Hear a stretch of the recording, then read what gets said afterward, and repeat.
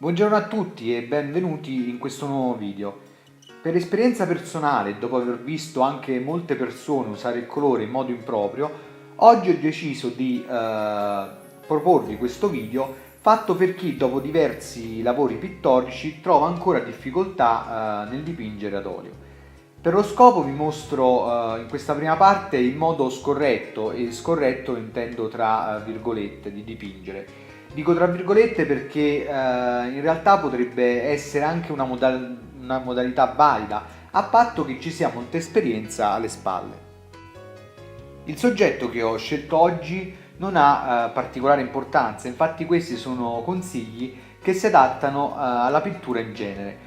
Ho scelto da dipingere un particolare di una natura morta, infatti ho scelto proprio questo fico, ma vediamo subito velocemente gli errori che si commettono da principiante. Il primo errore che si fa è quello di iniziare il dipinto a piccoli tocchi di pennello, cercando fin dalle prime pennellate di voler creare dettagli. Spesso in questo modo si perde la naturalezza della pennellata e il dipinto poi prende un aspetto duro con appunto delle pennellate serrate che acquistano più una valenza grafica che pittorica.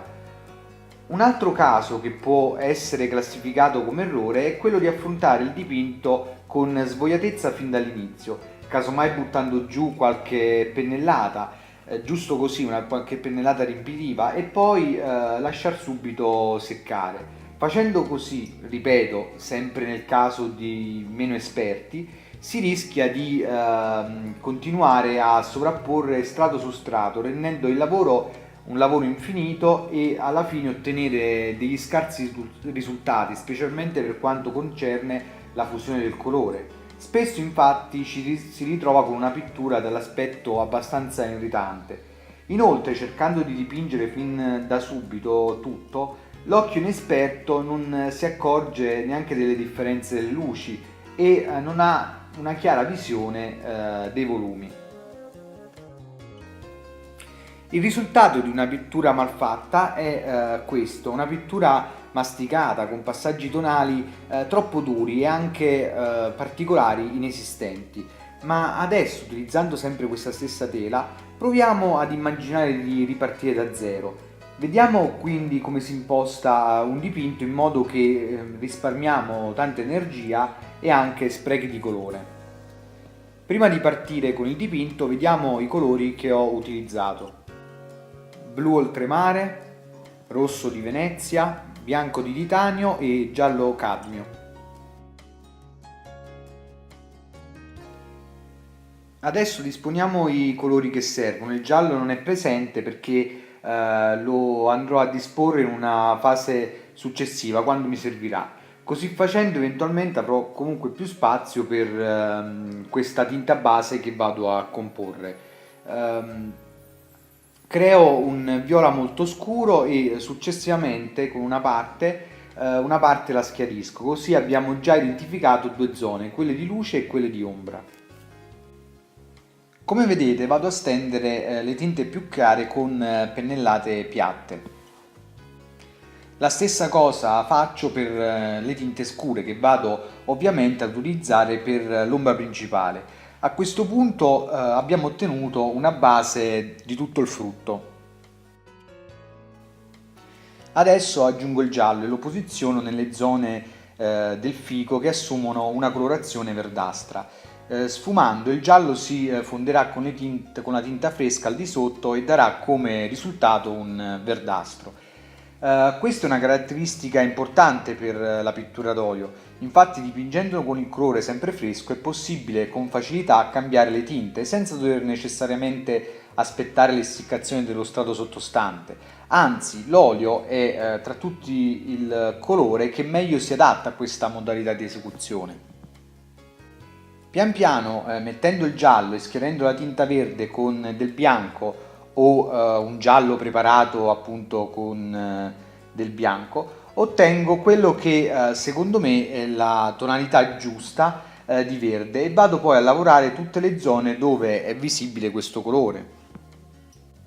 Come vedete non vado a fondere subito il colore, dapprima delineo gli spazi dove il verde è più visibile e stessa cosa faccio con il colore viola scuro, inizio ad impostare la bozza di alcuni dettagli.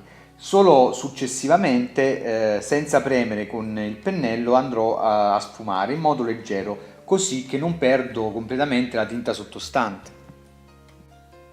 Come vedete, il colore lavorato così a fresco ci permette di poter ottenere dei passaggi tonali molto morbidi che non hanno niente a che vedere se confrontati con quelli ottenuti nell'esempio che vi ho fatto vedere all'inizio del video. Come ho detto in precedenza, i dettagli vanno aggiunti con tutta calma.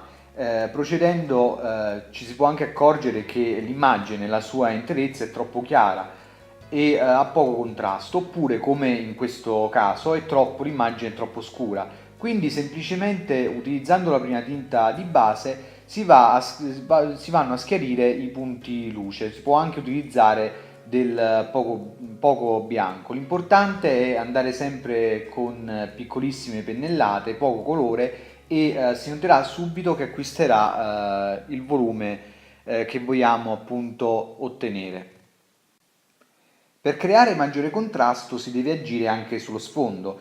In questo caso, avendo l'immagine di riferimento un fondo molto scuro, vado a campire la parte retrostante, il frutto, con un terra d'ombra bruciato.